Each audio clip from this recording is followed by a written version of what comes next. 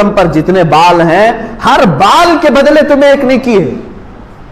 خود اپنی صاحبزادی سیدہ کائنات فاطمہ الزہرا رضی اللہ تعالی عنہا کو حضور اکرم صلی اللہ علیہ وسلم فرماتے ہیں اے فاطمہ اٹھو اپنی قربانی کی جگہ پر آؤ. جب قربانی کرنی تھی کہا کہ تم آؤ کھڑی ہو جاؤ اور دیکھو گواہ رہو قربانی کے. انہوں نے پوچھا کہ کیوں یا رسول اللہ صلی اللہ علیہ وسلم؟ حضور اکرم صلی اللہ علیہ وسلم نے فرمایا قربانی کے جانور کا خون کا قطرہ زمین پر گرنے سے پہلے مولا سابقہ گناہوں کو معاف کرتا ہے. تمہارے گناہ معاف کر دیے جاتے ہیں. تو حضرت فاطمہ نے یہ بھی پوچھا یا رسول اللہ صلی اللہ علیہ وسلم یہ صرف اہل بیت کے لیے ہے یا سارے مسلمانوں کے لیے؟ رسول کریم صلی اللہ علیہ وسلم نے فرمایا فاطمہ میرے گھر والوں کے لیے خاص ہے اور تمام مومنین کے لیے عام ہے. سب کے لیے ثواب ہے کہ تم اپنے جانور کو ذبح کر رہے ہو تو پھر اس کے خون کے قطرے زمین پر گرنے سے پہلے تمہارے سابقہ گناہ بخش دیے جاتے ہیں. اب قرآن کی آیت کی طرف بھی اگر آپ آؤ 17ویں پارے میں سورۃ الحج میں اللہ تعالیٰ فرماتا ہے لَن يَنَالَ اللَّهَ لُحُومُهَا وَلَا دِمَاؤُهَا تمہارا گوشت اور تمہارا خون اللہ تک نہیں پہنچتا ہے. یہ گوشت اور خون نہیں پہنچ رہا ہے وَلَٰكِن يَنَالُهُ التَّقْوَىٰ مِنكُمْ بلکہ اس کے ذبح کرنے کے وقت جو تمہارے دلوں کی نیت ہے وہ اللہ کو معلوم ہے. اسی پر تمہیں اجر و ثواب ہے. تم کس لیے کاٹ رہے ہو؟ گوشت کھانے کے لیے کاٹ رہے ہو یا اللہ کا تقرب حاصل کرنے کے لیے، اللہ کا قرب حاصل کرنے کے لیے؟ آپ سوچتے ہوں گے ایک جانور کو ذبح کر کے اللہ کا قرب کیسے حاصل ہوتا ہے، کیسے اس کے قریب ہوتا ہے آدمی ایک جانور کو کاٹنے؟ میرے عزیزو یہ بھی میرے رب کا احسان ہے. کیا ہے جانتے ہیں؟ در حقیقت قربانی تو اپنی جان کی ہونی چاہیے تھی. اللہ تبارک و تعالیٰ چاہتا تو تم سے یہ فرماتا جیسے حضرت ابراہیم علیہ السلام سے مانگا اس نے. اللہ تبارک و تعالیٰ نے فرمایا کہ اے ابراہیم اپنے بیٹے کو ذبح کرو. حکم تو یہ ہو سکتا تھا کہ اے امت مصطفیٰ کے مسلمانوں تم اتنے سال جیو 25 سال کی عمر ہو جائے تو آؤ اپنی گردن دے دو. 40 سال کی عمر ہو گئی ہے تو آؤ قربان گاہ میں اپنے آپ کو کٹوا دو. کہیں یہ حکم نہیں فرمایا بلکہ حقیقی قربانی جو ہے وہ اپنی جان کی تھی. اللہ تبارک و تعالیٰ نے جیسے اپنے نبی کے لیے دمبا بھیجا جنت سے، وہ تو صرف ان کا امتحان تھا. اسماعیل علیہ السلام کو کاٹا تو نہیں گیا، ان کے بدلے میں بکرا کاٹا گیا. تو رب تبارک و تعالیٰ نے فرمایا اب امت مصطفیٰ کے لیے بھی بلکہ تمام مومنین کے لیے بھی یہی حکم ہوگا کہ تم کاٹو گے اپنی طرف سے کوئی بکرا یا جانور لیکن مولا تعالیٰ کی طرف سے تمہاری خود کی قربانی سمجھی جائے گی. تم نے خود قربان کیا ہے.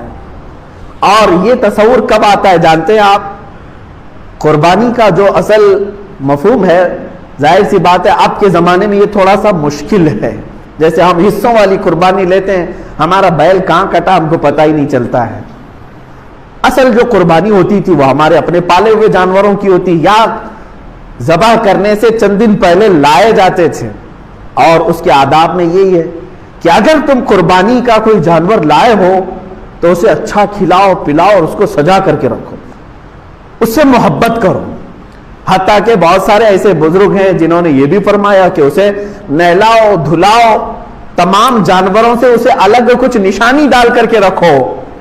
اور پہلے کے دور میں ہار پہنائے جاتے تھے ان جانوروں، ان کو الگ رکھا جاتا تھا اور سارے لوگ جانتے تھے کہ یہ قربانی کا جانور ہے. ہار پہنا کر کے انہیں الگ رکھا جاتا تھا. اسی سے قلادہ ہے، جیسے عرب میں بھی حج کے لیے جب صحابہ آتے تھے تو ہار پہنا کر کے جانوروں کو قربان گاہ لاتے تھے مینا میں. ان جانوروں کے ساتھ یہ سلوک کیوں کرایا گیا؟ انہیں صبح شام دوپہر ان کے کھانے پانی کو دیکھو، ان کے اوپر تم ہاتھ پھیراؤ. دو باتیں، ایک تو میرے آقا صلی اللہ علیہ وسلم فرماتے ہیں قیامت کے دن یہ جانور اپنے سینگ اپنے کھر اپنے گوشت اپنی کھال کے ساتھ آئے گا، ان تمام چیزوں کے ساتھ آئے گا اور رب تعالیٰ سے فرمائے گا اے مولا تیرا قرب حاصل کرنے کے لیے اس نے مجھے تیرے دربار میں ذبح کیا، اے کریم خدا اب اسے جہنم کی آگ سے تو حرام فرما دے. مولا اس جانور کی اس بات پر تم پر سے جہنم کی دوزخ کی آگ کو حرام فرما دیتا ہے. یہ بھی حدیث پاک میں ہے کہ یہ جانور تمہاری سفارش کے لیے آئے گا. پہلا یہ دوسری بات یہ ہے کہ جب تم پالتے ہو، اسے پانی پلایا، اسے کھانا کھلایا، اسے سجایا، اسے ہار پہنایا، اور ظاہر سی بات ہے جب کسی سے محبت ہوتی ہے تو اس پر چھری چلانا معمولی بات نہیں ہے۔ اب یہی چیز دیکھی جاتی ہے، ذی الحجہ کی 10ویں کو یا 11ویں کو یا 12ویں کو اپنے ہاتھ سے کھلائے ہوئے جانور کو، اپنے ہاتھ سے پلائے ہوئے جانور کو، اپنے ہاتھ سے اسے پھول پہنائے تھے، نہلائے دھلائے تھے، جب چھری چلا رہے ہو تو در حقیقت تم اپنی خواہشات پر چھری پھرا رہے ہو، اور یہی رب تعالیٰ کی بارگاہ میں قبول ہے کہ تمہارا تقوی دیکھا جائے گا۔ اللہ قرآن میں فرماتا ہے لن تنالوا البر حتى تنفقوا مما تحبون، اس وقت تک تم بڑی کامیابی نہیں حاصل کر سکتے جب تک اپنی محبوب چیز کو اللہ کی بارگاہ میں قربان نہیں کرتے، اپنی پسندیدہ چیز کو جب تک قربان نہیں کرتے۔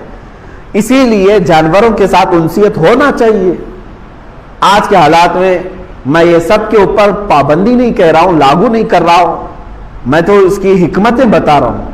جس کے لیے ممکن ہے وہ کرے، اور جس کے لیے ممکن نہیں ہے ظاہر سی بات ہے وہ دور دراز میں بھی قربانیاں کرتے ہیں، وہ جائز ہے۔ مثال کے طور پر یہاں بیٹھ کر کے اگر کوئی مکہ مکرمہ میں قربانی کا اپنے کسی وکیل کو بنایا ہے، وہاں اگر اس نے قربانی کیا تو تمہاری قربانی ہو جائے گی۔ آپ امریکہ میں کریں، انگلینڈ میں کریں، پوری دنیا کی کسی بھی میدان میں کریں، ان دنوں میں اگر قربانی کیا آپ کی جانب سے تو قربانی ہو جاتی ہے، لیکن جو حکمتیں ہیں وہ اپنے پالے ہوئے جانور کے ساتھ اس کی زیادہ ہیں، کیونکہ اس وقت آپ کی خواہشات کو آپ ذبح کر رہے ہیں۔